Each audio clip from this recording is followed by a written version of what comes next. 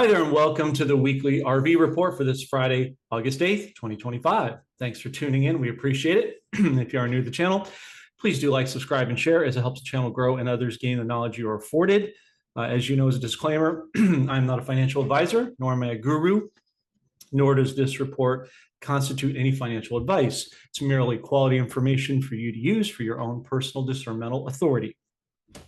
Now we have a lot to cover as per usual, so let's get started. Okay, so I'm going to show you some articles while I talk through this, and as we typically customarily do, and here we go, in the nation of Iraq.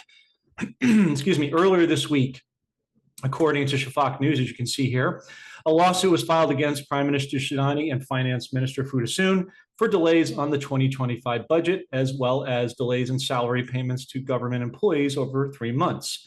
This, of course, is an optical distraction for what's really going on behind the scenes. And to reinforce that, let me go to another one here so you can see what I mean. Case in point, a few days later, the Kurdistan region started exporting oil the end of this week, just about a day or two ago, with additional drilling in the region coupled with the increase in tariffs to Iraq up to 35%. This will optically force Iraq's hand to reinstate the true value of the dinar. Now I'm going to stop here and show you that article that I was just talking about so that you can see it. And as you can see here are the layout of the tariffs according to Majid. Iraq, as we said, jumped from 30 to 35%, Vietnam 20%, and Venezuela at 15%. And this is all optically designed to get the illicit desired effect that we are all seeking. Now, the article isn't to suggest dates and rates, but deleting the zeros in their country has no bearing or significance on the true rate throughout the rest of the world. And even if they change the notes in Iraq, meaning if they print new notes, it has nothing to do with the notes that we're holding. We're still holding valuable major currencies. So don't let stories of rumors such as this dissuade you in any way with regards to what you're holding. Now, that brings up another article that we can show here. I want to, key in on. And this is the one here I was referring to. Majid talked about an actual currency exchange dealer in the local city somewhere in America asked if they count the zeros over every currency once the rate goes on Forex. The gentleman replied with, "We don't care if the government deletes the zeros on their notes inside their country. Since we're outside of Iraq, we count the zeros." Like, for example, if the rate, we're not talking rates, we're just making an example, so don't run with this. Just follow the point of the story. If it's $3 for whatever it is, if you had a $10,000 note, consequently, whatever that rate is, you would have for that. So he's just saying that the zeros are being deleted is absolutely irrelevant. Now, let's go to the next point here. So Majid also points out the global currency reset it's been working behind the scenes, I think we know, for some time, but these are the optical pieces and footprints that help comprise the story that we all need to see. Iran, as you know, earlier this week removed I think it was actually last week, removed their 4 zeros. But that's a move they have to make. What we're going to see, folks, ultimately is a devaluation to a revaluation. For example, in Vietnam, they're already down, I think it's 26,153 dong to $1. But that's what you want to see, because as these tariffs come in and plunge their currency down, it's going to force their hand in real assets to then bring it up. So again, a devaluation to a revaluation. So here's the story on Iran. So there you go. Okay, now let me get to the next one here. So this covers a little bit about Vietnam, Iraq, and Iran. Now let's move our attention to cryptos. And this is another good article I want to show you, folks. According to USA Today, a major, I'm not a fan of theirs, but that's beside the point, a major publication out there we all have known for quite some time. Even the mainstream is pointing out that XRP is the smartest cryptocurrency to buy. If you had $100 or $500 or even $50 to invest today, that would be their seminal recommendation. And we talked about this at great length on a crypto podcast you're going to see coming out later today with fellow team member I've been badgering quietly for quite a while, John G., who's our seminal resident crypto expert, helped me personally set up my portfolio years ago. That the importance of this crypto. And as you know, and we're going to talk about it in a minute, the long anticipated case for the Ripple SEC has finally been settled. We're going to show an article on that. You've probably already seen it. That's why we didn't do a breaking news report, because it was already covered by a lot of other podcasters and influencers. So it's already common knowledge now. But we had told you last week, according to the article we had, that we thought that they would settle before the 15th. And in fact, they did, actually about 8 days ahead of schedule. And no small coincidence to the new Fed statistics chair being put in and other things that we're going to show in a few moments. So also understand, folks, that each currency, whether it's Dinar, Dong, Bolivar, whatever the case may be, has an ISO code attached to that digital currency, to the physical currency, to get it on the blockchain. This is one of the great many points that John G talked about in our crypto podcast that you're going to be seeing later on. Now, we talked about the case, so let's go to that. This is according to Eleanor Tourette on X. As you know, it came out yesterday, joint dismissal. They've already done it. They did it a while ago. They're now just admitting it. But here's the actual case according to James K. Phelan of Phelan Law, an attorney himself. You probably have seen him before. Here's the actual court paperwork. You can look up this article at your own time and perusal. You can see all the paperwork, the actual stipulation of dismissal that was legally filed. So here it is in black and white. So there's really no disputing that anymore going forward, which is hugely powerful for what we need to see. Okay, so now moving on to the next thing. Let's see if I can get this to cooperate. Okay, perfect. So in other news, China-Taiwan optical attacks are ginning up in the news cycle as China is preparing to invade in order to try to reclaim its rogue territory. Again, folks, this is all part of what needs to happen in order to unite North and South Korea as their yuan, that's why this is important, gets revalued sometime in the future. And then we have another supporting article here I will pull up for you in a second, if you just bear with me. Let's see. Well, actually, let me circle back to this since I'm here. So this is from Ariel talking about, if you don't believe the Majid is blowing smoke, you're hearing directly from an Iraqi official about the zeros being deleted is a process that doesn't conflict with its values. So this is just another confirmation touch point.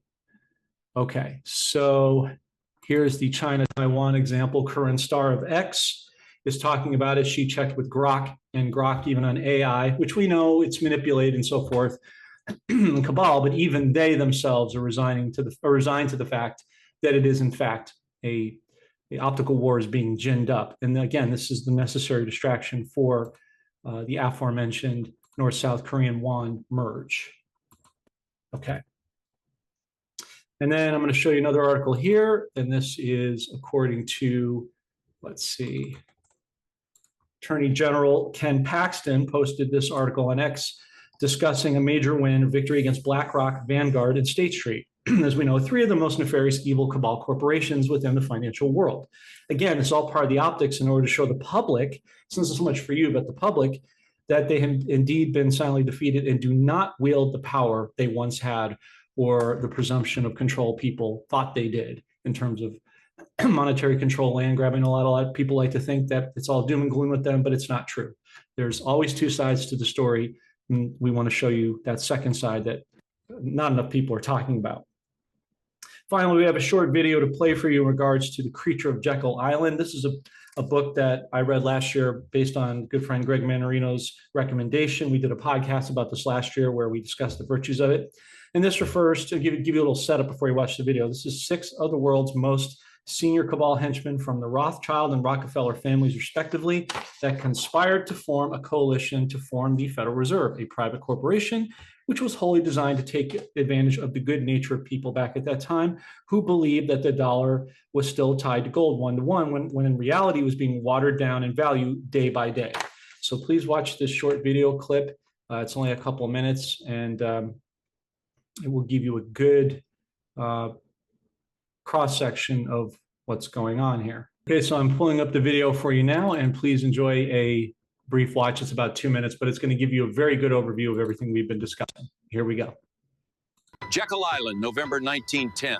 7 bankers meeting in secret to create America's central bank. We just can't call it that.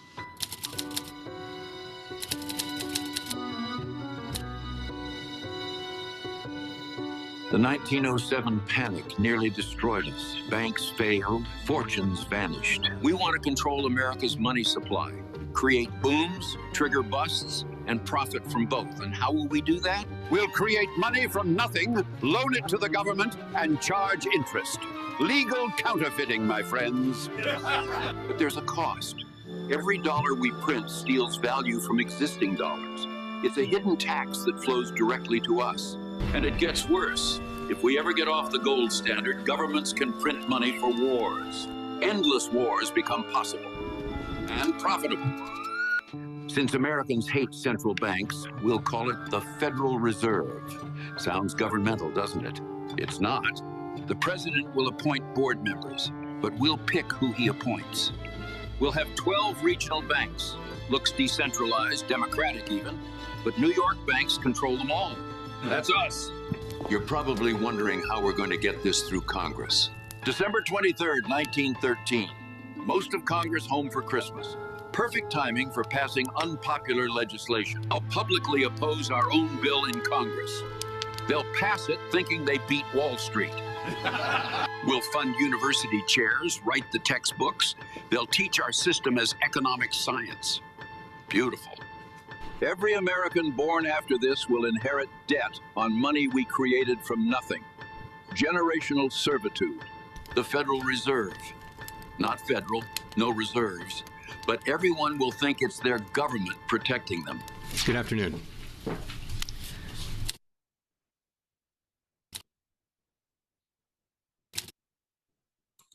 Okay, so notwithstanding the last point, respectively with Bitcoin, got out of there, not respectively talking about Bitcoin so much, but just removing the Fed. And that's exactly what's happening. It's all, we know 5 years ago it was removed and put into the Treasury, but the public doesn't know that. Once again, this is for educational purposes. So they're going to teach the public that Federal Reserve was a private British corporation, was corrupt, and we never needed interest rates. We never needed banks. And this whole thing is going to get unwound, including the 14th Amendment, which was never part of the Constitution. Our forefathers, rightly so, never wanted it. I have a couple of other things I want to touch points with you I want to share before we sign off for today that I think are equally important. So let's go to some of the other screenshots that I have for you here.